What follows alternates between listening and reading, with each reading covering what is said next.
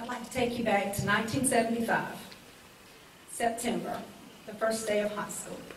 I'm very excited to be in high school, only to be sent to the school nurse. Now, the school nurse was a very kind lady. She tried very hard to get me to talk with her and share. And I really wanted to share with her because I had a tremendous secret. But my feelings of shame overpowered my need to share. And the truth is, the persons I needed to share with, I was afraid to tell. Second day of school, I go back, same scenario, where you see I was 14 and a half and pregnant. Now, my dad was born in 1917, and my mom in 1921. My dad was born in the rural South, and my mother was born and raised in a Catholic orphanage in Montgomery, Alabama. So you can only imagine how they're going to react to my news. That September evening, the house was so hot. I'm not sure if it was the fear or the fact that it was hot. There was no AC in the little wood frame house that I grew up. But my parents are standing there waiting for me to tell them why I called them in the room. I feel as if I'm going to pass out, and the tears are streaming down my face. And when I'm finally able to speak, the words barely come out in a whisper. I'm pregnant, and I'm sorry. They did respond the way I would assume most parents would respond. They were disbelief, disappointed, angry, and a little disgusted.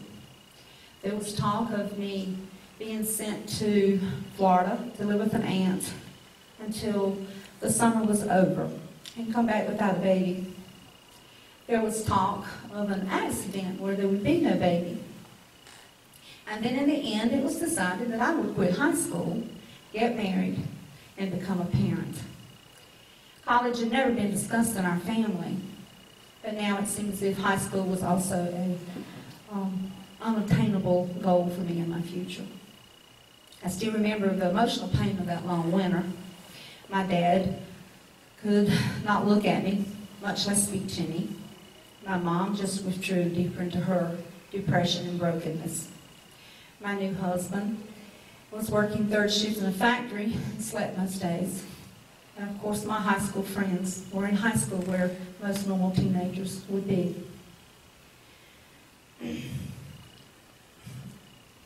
That was a long, lonely winter. It was a hard pregnancy. Little was I to know that the delivery would be even harder. It's Saturday, April the 28th, and I go into labor. There's not a lot of excitement around this situation for me, with my family, but secretly I'm very excited because over that winter and those lonely times, I had talked to my baby, I had read to the baby, and sang and rocked, and I could hardly wait to meet this creature inside me. I had grown up in the country. I'd helped deliver a colt. I had watched kittens, puppies, pigs, and even hamsters be born. But nothing prepared me for the fact that as soon as I got to the hospital, the doctor would decide that because of my age and circumstances, I needed to give birth without pain meds. May 4th, exactly 7 days later, the families came, the new husbands came, and they've almost quit coming. This particular Saturday morning, I hadn't seen anyone. My doctor comes in and examines me. He goes back out and comes in with another doctor. This doctor goes on to explain to me that my baby's in fetal distress and that without immediate surgery, we could lose the baby. So they quickly prepared me and started to carry me down that long hall. The nurses were chatting away, trying to divert my attention, but I wouldn't have it. All I could do was hear the voices in my head that were telling me, will your dad ever love you again? Will he ever accept this baby or Lola? Are you dying? And wouldn't that just be best?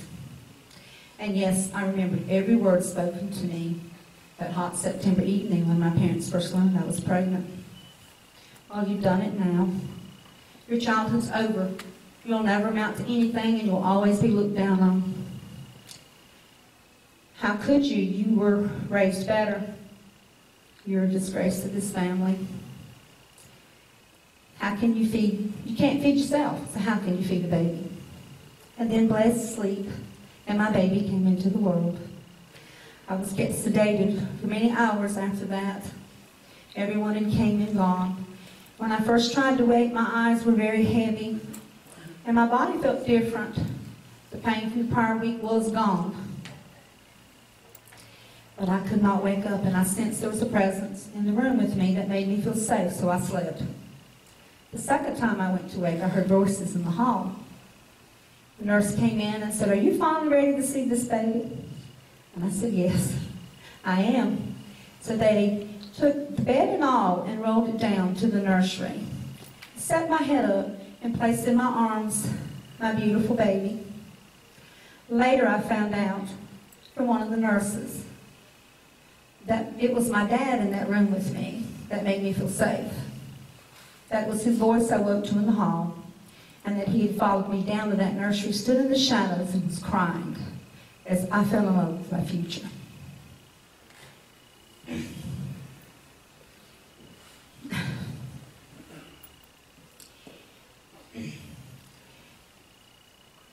Now, I had been raised in a Native American culture.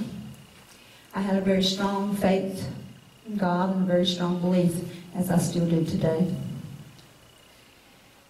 And they laid that baby in my arms. All I can remember was thinking and whispering, "God, if I'm never anything else, help me be a good mother." In the coming years, I read every book I could get my hands on. I attended every class. And my life went on. My world was wrapped around my beautiful 8-pound baby girl. My dad, you might ask? Well, I can't tell you everything. It wasn't always easy, but I will share this with you. It's year 2005. I once again have been placed with what I would consider a life or death decision. All the tubes have been removed. The life-sustaining equipment's been unplugged. I've kissed my dad and told him goodbye. There's only one other person in the room with me, and it is a young doctor. We'll simply call her Dr. Dana. And I remember somewhere, that was the fog state that my mind, I remember hearing her say, "Goodbye, Papa. Go home and rest. Your job here's done. Mom and I will be okay." He took 2 breaths and was gone. I remember forming the thought that the best, or one of the best gifts that I ever gave my dad was his granddaughter, Dr. Dana. From the moment she could walk, she was his shadow. She was always his partner in crime, and in his later years, she was his joy. He was with us at her birth, and she was with us at his death. And I stand before you today, a very proud mother of 3, a cherished wife of 33 years, and a very beloved daughter. Thank you.